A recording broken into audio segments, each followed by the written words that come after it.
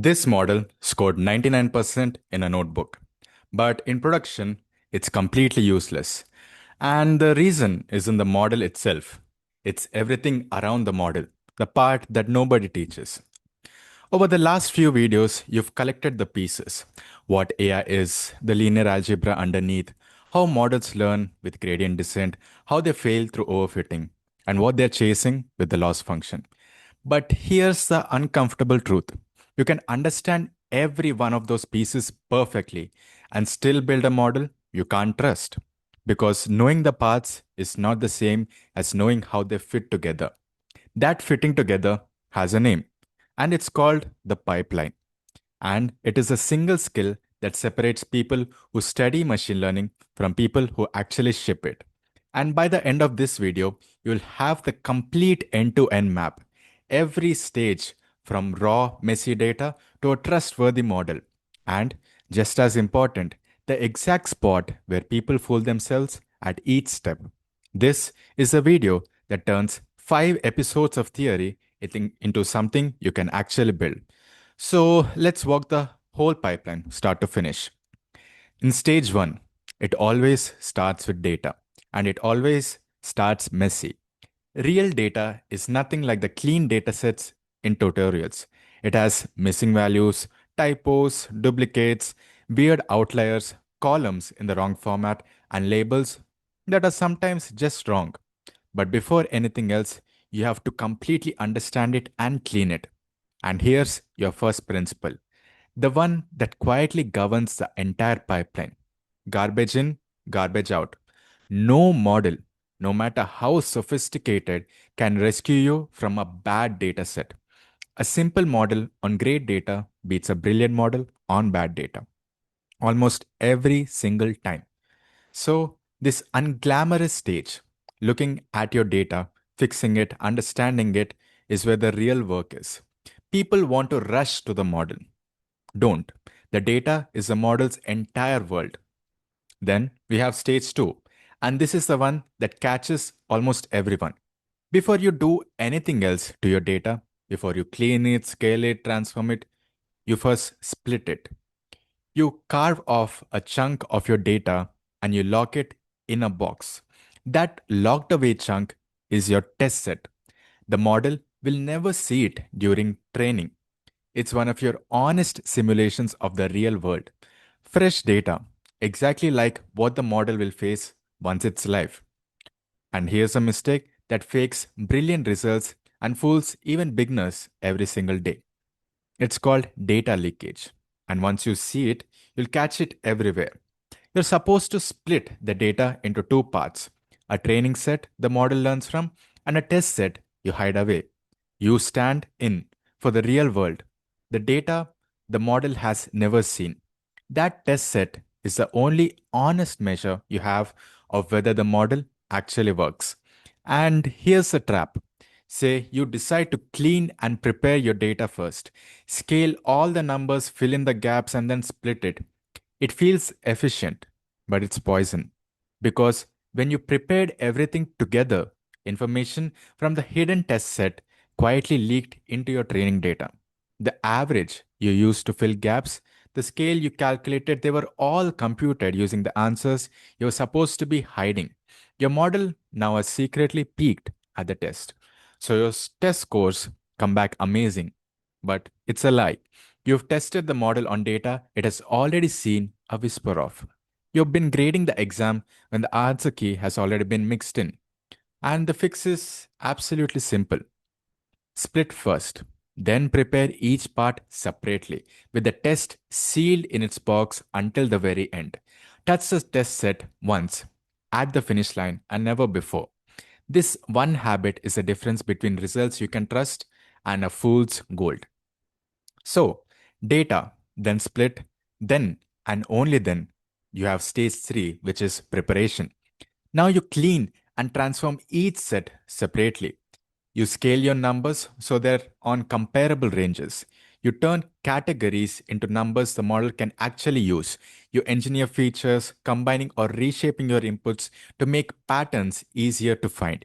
Whatever you do to the training set, you apply the same recipe to the test set. But you learn the recipe only from the training data. The box says completely sealed. And stage 4 is the one you've already understand training. This is everything from the last few videos working together.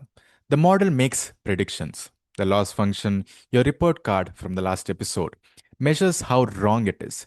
Gradient descent uses that to nudge the weight downhill. Over and over, epoch after epoch, the loss drops and the model improves. But you're not just training once and walking away. You're watching, observing. Remember overfitting? This is where you watch those curves, training error and validation error. And the moment they split apart, you know the model has stopped learning and started memorizing.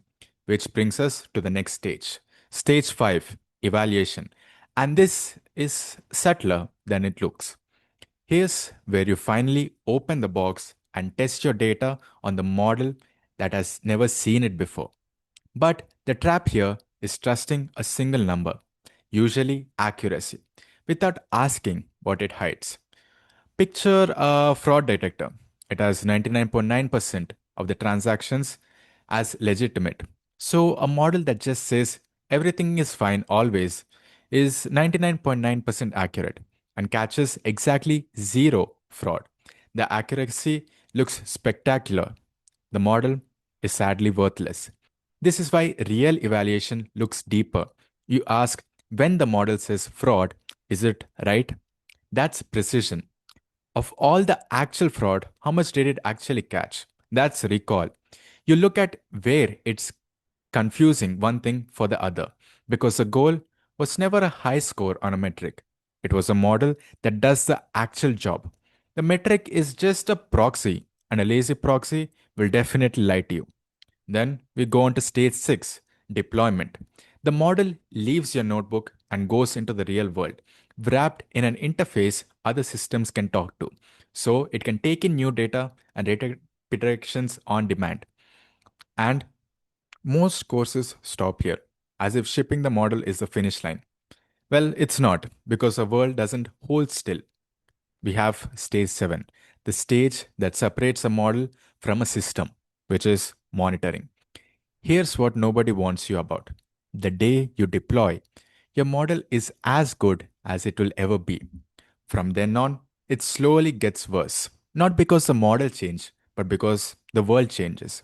And this is called drift. The patterns your model learned were a snapshot of the past, but your customer behavior shifts. Prices change, new trends appear that didn't exist in your training data. Slowly, quietly, the world your model lives in stops matching the world it learned from, and its predictions decay. So, a real ML system watches itself. It tracks its own performance, raises a flag when accuracy starts slipping, and triggers a retrain on fresh data when the drift gets too big. That loop will loop you right back to the start of the pipeline.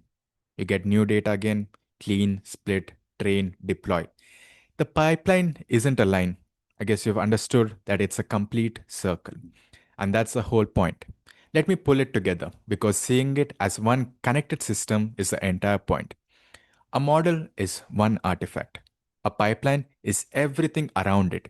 And the everything is what decides whether your work survives contact with reality. So, a quick recap: it starts with your data, and garbage in means garbage out. You split it before you touch anything, or leakage will fake your results. You prepare each set separately, with the test set completely sealed. You train, watching for overfitting as you go. You evaluate on truly unseen data, and you never trust a single number blindly. You deploy, and then finally, you monitor, because drift means the work is never truly done. The model was always the easier part. The pipeline is the 80% that decides whether any of it actually matters. And now you have the complete map. And here's a one next step. Take any model you've built, even a tiny one, and trace it against these 7 stages. Find the stage you might have unfortunately missed. Almost everyone skips evaluation depth or monitoring entirely, and you just found the weakest link in your whole system. And that closes out the foundations. You have now the complete picture. what AI is, the math beneath it, how models learn, how they fail, what they chase, and how it all connects into something real. So, in the next video, we stop assembling tools and start actually building. We open up the thing at the center of all of this, the neural network, and build one from scratch. No magic, no skipped steps. And if this finally connected the pieces for you, do like, share, and subscribe. And I'll see you in the next one. God bless.